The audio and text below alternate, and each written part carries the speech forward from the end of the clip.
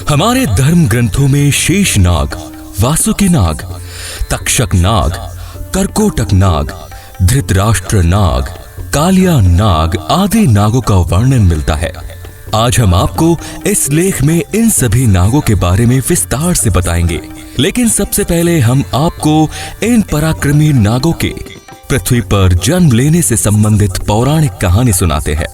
इन नागों से संबंधित ये कथा पृथ्वी के आदि काल से संबंधित है। इसका वर्णन वेद व्यास जी ने भी महाभारत के आदि पर्व में किया है। महाभारत के आदि पर्व में इसका वर्णन होने के कारण लोग इसे महाभारत काल की घटना समझते हैं, लेकिन ऐसा नहीं है। महाभारत के आदि काल में कई ऐसी घटनाओं का वर्णन है जो कि महाभारत काल से बहुत पहले घटी थी, लेकिन उन घटनाओं का संबंध किसी न किसी तरीके से महाभारत से जुड़ता है, इसीलिए उनका वर्णन महाभारत के आदि पर्व में किया गया है। सर्वप्रथम है नागों की उत्पत्ति। कद्रु और विनिता दक्ष प्रजापति की पुत्रियां थी और दोनों कश्यप ऋषि को ब्याही थी। एक बार कश्यप मुनि ने प्रसन्न होकर अपनी दोनों पत्नियों से वरदान मांगने को कहा।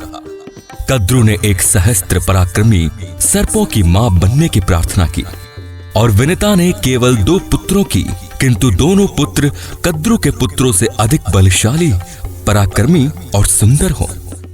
कद्रु ने 1000 अंडे दिए और विनिता ने 2। समय आने पर कद्रु के अंडों से 1000 सर्पों का जन्म हुआ।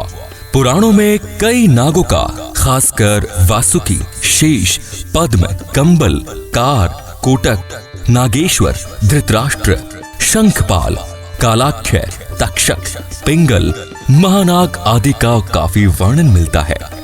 अब है शेषनाग। कद्रु के बेटों में सबसे पराक्रमी शेषनाग थे। इनका एक नाम अनंत भी है।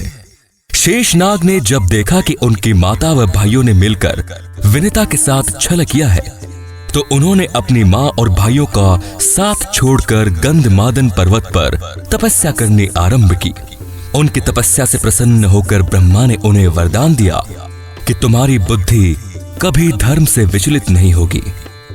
ब्रह्मा ने शेषनाग को यह भी कहा कि ये पृथ्वी निरंतर हिलती डुलती रहती है, अतः तुम इसे अपने फन पर इस प्रकार धारण करो कि ये स्थिर हो जाए। इस प्रकार शेषनाग ने संपूर्ण पृथ्वी को अपने फन पर धारण कर लिया है। क्षीर सागर में भगवान विष्णु शेषनाग के आसन पर ही विराजित होते हैं। धर्म ग्रंथों के अनुसार भगवान श्री राम के छोटे भाई लक्ष्मण व श्री कृष्ण के बड़े भाई बलराम शेषनाग के ही अवतार थे। अब है वासुकी नाग। धर्म ग्रंथों में वासुकी को नागों का राजा बताया गया है। ये भी महर्षि कश्यप व कद्रु की संतान थे। इनकी पत्नी का नाम शतशीर्षा है। इनकी बुद्धि भी भगवान भक्ति में लगी रहती है। जब माता कद्रु ने नागों को सर्प यज्ञ में भस्म होने का श्राप दिया, तब नाग जाति को बचाने के लिए वासुकी बहुत चिंतित हुए।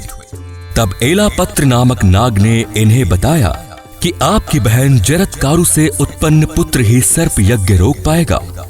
तब नागराज वासुकी ने अपनी बहन जरत्कारु का विवाह ऋषि जरत्कारु से करवा दिया। समय आने पर जरत्कारु ने आस्तिक नामक विद्वान पुत्र को जन्म दिया। आस्तिक ने ही प्रिय वचन कहकर राजा जन्मेजय के सर्प यज्ञ को बंद करवाया था। धर्म ग्रंथों के अनुसार समुद्र मंथन के समय नागराज वासुकी की नीति बनाई गई थी। त्रिपुरदाह के समय वासुकी शिव धनुष की डोर बने थे। तक्षक नाग। धर्म ग्रंथों के अनुसार तक्षक पातालवासी 8 नागों में से एक है।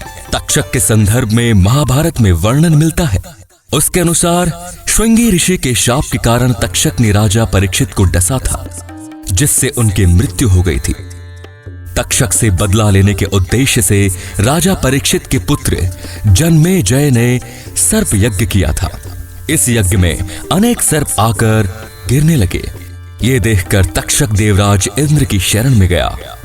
जैसे ही ऋत्विक जो ने तक्षक का नाम लेकर यज्ञ में आहुति डाली, तक्षक देवलोक से यज्ञ कुंड में गिरने लगा। तभी आस्तिक ऋषि ने अपने मंत्रों से उन्हें आकाश में ही स्थिर कर दिया। उसी समय आस्तिक मुनि के कहने पर जन्मेजय ने सर्प यज्ञ रोक दिया और तक्षक के प्राण बच गए। ग्रंथों के अनुसार तक्षक ही भगवान शिव के गले में लिपटा रहता है। नेक्स्ट इज करकोटक नाग। करकोटक शिव के एक गण है। पौराणिक कथाओं के अनुसार सर्पों की मां कद्रू ने जब नागों को सर्प यज्ञ में भस्म होने का श्राप दिया, तब भयभीत होकर कंबल नाग ब्रह्मा जी के लोक में, शंखचूड़ मणिपुर राज्य में, कालिया नाग यमुना में, धृतराष्ट्र नाग प्रयाग में, एलापत्र ब्रह्मलोक में और अन्य कुरुक्षेत्र में तप करने चले गए। ब्रह्मा जी के कहने पर करकोटक नाग ने महाकाल वन में महामाया के सामने स्थित लिंग की स्तुति की। शिव ने प्रसन्न होकर कहा, जो नाग धर्म का उच्चारण करते हैं उनका विनाश नहीं होगा। इसके उपरांत करकोटक नाग उसी शिवलिंग में प्रविष्ट हो गया। तब से उस लिंग को करकोटेश्वर कहते हैं। मान्यता है कि जो लोग पंचमी, चतुर्दशी और रविवार के दिन करकोटेश्वर शिवलिंग की पूजा करते हैं उन्हें सर्प पीड़ा नहीं होती है। Next is Dhritarashtra. धर्म ग्रंथों के अनुसार धृतराष्ट्र नाग को वासुकी का पुत्र बताया गया है।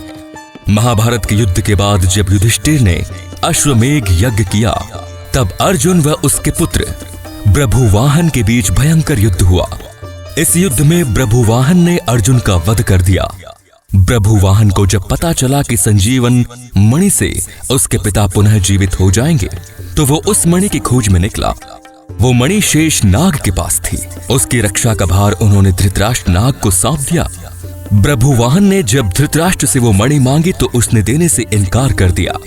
तब धृतराष्ट्र एवं ब्रभुवाहन के बीच भयंकर युद्ध हुआ और ब्रभुवाहन ने धृतराष्ट्र से वो मणि छीन ली। इस मणि के उपयोग से अर्जुन पुनर्जीवित हो गए। और अंत में है कालिया नाग। श्रीमद् भागवत के अनुसार कालिया नाग यमुना नदी में अपनी पत्नियों के साथ निवास करता था। उसके जहर से यमुना नदी का पानी भी जहरीला हो गया था। श्री कृष्ण ने जब ये देखा तो वे लीलावश यमुना नदी में कूद गए। यहाँ कालिया नाग व भगवान श्री कृष्ण के बीच भयंकर युद्ध हुआ। अंत में श्री कृष्ण ने कालिया नाग को पराजित कर दिया।